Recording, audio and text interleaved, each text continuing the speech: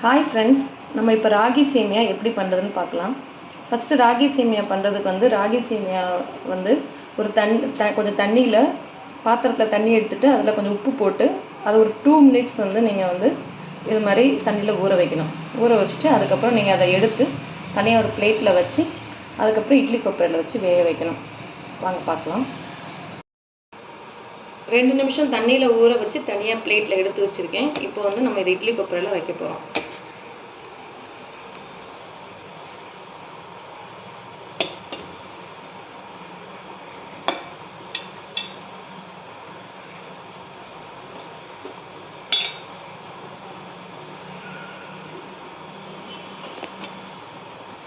இதில் நீங்கள் 5 மினிட்ஸ் வைக்கணும். வெந்த பிறகு பார்க்கலாம்.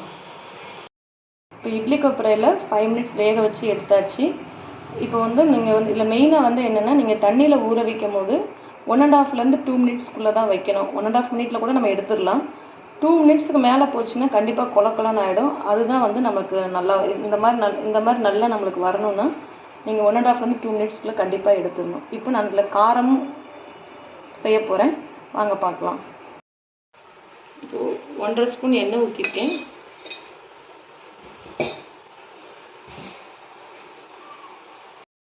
தாளிக்கிறதுக்கு கடலைப்பருப்பு, வெங்காயம், கொஞ்சம் கேரட் கட் பண்ணி வச்சுருக்கேன், மிளகாய், கருவேப்பிலை, கொஞ்சம் காஞ்ச மிளகாய், கடுகு போடணும். நீங்கள் இப்போ தாளிக்க போகிறோம்.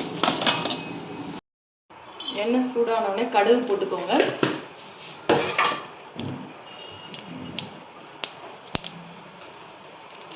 அதுக்கப்புறம் கொஞ்சம் கடலைப்பருப்பு போட்டுக்கோங்க.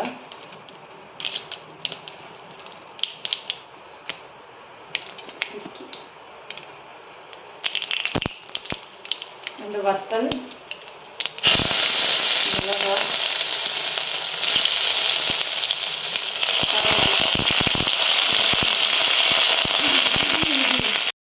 நல்லா கடலைப்பருப்புலாம் ஃப்ரை ஆயிடுச்சு. இப்போ வெங்காயம் போடணும். வெங்காயம் போட்டு தேவையான அளவு உப்பு போட்டுக்கோங்க. நம்ம ஏற்கனவே தண்ணியில் ஊற வைக்கும்போது கொஞ்சம் உப்பு போட்டிருக்கோம். அதுக்கேற்ற மாதிரி இதில் உப்பு ஆட் பண்ணிக்கோங்க. உப்பு ஆட் பண்ணுறதா இருந்தால் வெங்காயம் போடும்போதே ஆட் பண்ணிக்கோங்க. அப்புறமா நீங்கள் ஆட் பண்ணிங்கன்னா உங்களுக்கு இட்லி கறியை மிக்ஸ் ஆகும். உப்பு ஏற்கனவே கொஞ்சம் ஆட் பண்ணிக்க, தேவையான அளவு உப்பு ஆட் பண்ணிக்கோங்க.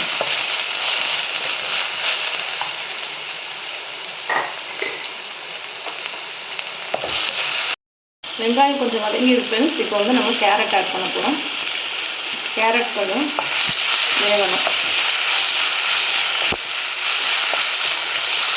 அது வேகட்டும். அதுக்கப்புறம் இதை ஆட் பண்ணலாம். கேரட் வெந்துச்சு ஃப்ரெண்ட்ஸ். இப்போ நம்ம இதை ஆட் பண்ண போகிறோம். ராகி சேமியா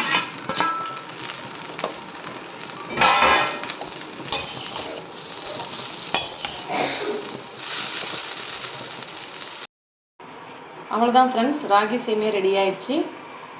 இதே மாதிரி நீங்களும் செஞ்சு பாருங்கள், உங்களுக்கு பிடிக்கும். இல்லை நீங்கள் கேரட்டு கூட வேறு காய்கறி ஆட் பண்ணணுன்னாலும் ஆட் பண்ணிக்கலாம். நீங்கள் செஞ்சு பாருங்கள், உங்களுக்கு பிடிக்கும். குழந்தைங்களுக்கெல்லாம் பிடிக்கும். Bye friends.